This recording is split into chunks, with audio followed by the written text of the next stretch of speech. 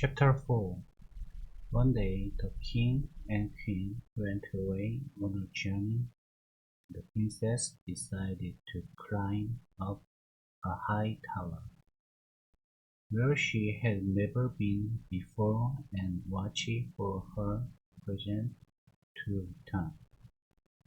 She found that stairs that led to the tower, and she climbed them, up and up and up, until she was high above the roofs of the castle. At last she reached the very top of the tower, and she found an iron door with a rusty key in it.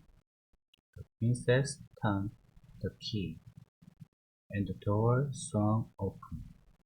Beyond the door she saw a room, and an old woman with many wrinkles sat at a spinning wheel. The princess had never seen a spinning wheel before. It was very interesting to her. She entered the room and stood close to the close to the old woman so she could see better. "What are you doing?" she asked. "I am spinning," answered the old woman. "And what is that little thing that flies around so fast?" "That is a spindle." "It is very interesting," said the princess, and she reached out her hand to touch it.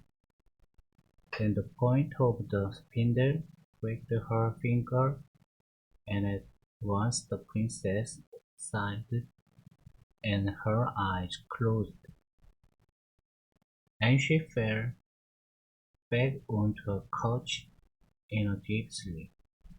Immediately a silence also fell upon everyone in the castle. The king and queen had just returned from their journey.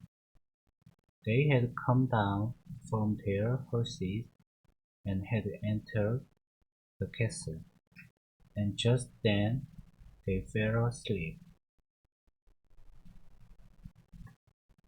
The courtiers who followed them also fell asleep. The dogs and horses in the courtyard slept, and the pigeons on the eaves slept too. The boy who turned the spit in the kitchen slept, and the cook did not scold him, for she was asleep too.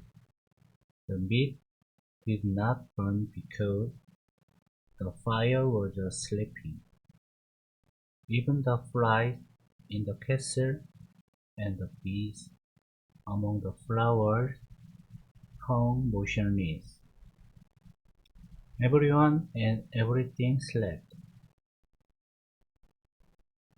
Then an enchanted forest quickly grew all around the castle and surrounded it like a wall. The forest grew so thick and tall that finally not even the tallest tower of the castle could be seen. Even though the princess slept, she was not forgotten. Many brave princes and heroes, many brave princes and heroes came and tried to cut their way through the forest to rescue her. But the bough and branches were as hard as iron, and they grew back as fast as they were cut. Also they were twisted so closely together that no one could squeeze between them. Then as years passed by. The brave heroes who had tried to rescue the princess grew old and had children of their own.